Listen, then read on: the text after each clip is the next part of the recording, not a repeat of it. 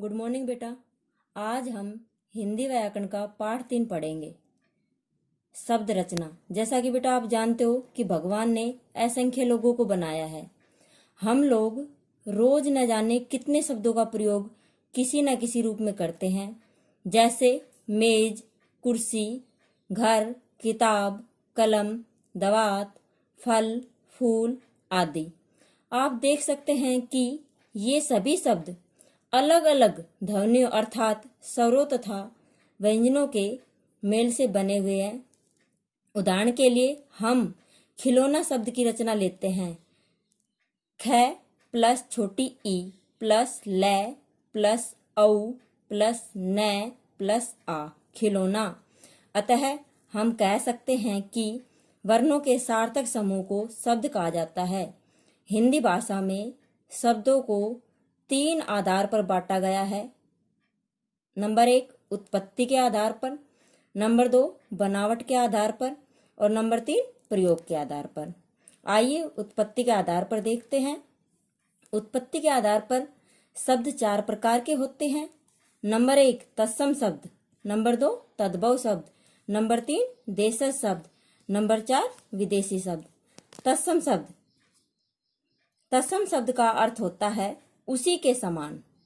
ये शब्द संस्कृत भाषा से उसी रूप में लिए गए हैं जिस रूप में ये संस्कृत भाषा में होते हैं, जैसे सूर्य, प्रथम, कार्य आदि। तद्भव शब्द, ये संस्कृत भाषा के वे शब्द होते हैं जो कुछ बदलाव के कारण हिंदी भाषा में प्रयोग किए जाते हैं, जैसे गांव, सच, सांप, दही। थर्ड है हमारा देशज शब्द। देशज का अर्थ होता है देश में उत्पन्न। ये शब्द आम बोलचाल की भाषा से लिए गए हैं, जैसे जूता, पगड़ी, पैसा, खिचड़ी आदि।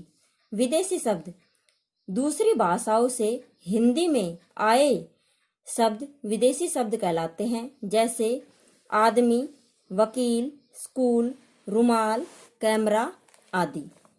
सेकंड हमारा है बेटा बनावट के आधार पर। बनावट के आधार पर शब्द 3 प्रकार के होते हैं। नंबर 1 रूढ़ शब्द। रूढ़ शब्द ऐसे शब्द होते हैं जिनके टुकड़े नहीं कर सकते। अगर आप टुकड़े कर भी देते हैं तो उनके खंडों का, टुकड़ों का कोई अर्थ नहीं होता, जैसे हाथी, घर, कवि, चीता आदि। नंबर 2 है हमारा यौगिक शब्द। ये शब्द 2 या 2 से अधिक शब्दों के योग से बनते हैं, लेकिन इनके टुकड़ों का भी सार्थक अर्थ होता है, जैसे पुस्तकालय, पुस्तक प्लस आलय, स्नानघर, स्नान प्लस घर। सेकंड है योगरूढ़ शब्द। जो शब्द 2 या 2 से अधिक शब्दों के योग से बनते हैं और किसी विशेष अर्थ को प्रकट करते हैं, उन्हें योगरूढ़ शब्द कहते हैं, जैसे दशानन, 10 है आनंद जिसके। लंबोदर, लंबा है उदर जिसका। लंबा उदर किसका है बेटा? गणेश जी भगवान का। नीलकंठ, नीला है कंठ जिसका। नीलाकंठ किसका है बेटा? शिव जी भगवान का। आइए आगे बढ़ते हैं हम प्रयोग के आधार पर। प्रयोग के आधार पर शब्द 2 प्रकार के होते हैं, विकारी शब्द, नंबर 2 अविकारी शब्द। विकारी शब्द लिंग, वचन और काल के कारण जिनमें परिवर्तन आता है वो विकारी शब्द कहलाते हैं। ये संख्या में 4 होते हैं बेटा। नंबर 1 संज्ञा, नंबर 2 स्वरनाम, नंबर 3 क्रिया, नंबर 4 विशेषण। अब दूसरा है हमारा अविकारी शब्द। जिन शब्दों में किसी भी स्थिति में कोई बदलाव नहीं होता, जो के तो रहते हैं, वे अविकारी शब्द कहलाते हैं, जैसे क्रिया विशेषण, संबंध बोधक, समुच्चय बोधक, विस्मयादि बोधक। ये अविकारी शब्द होते हैं, इन्हें अव्यय भी कहते हैं। थैंक यू बेटा।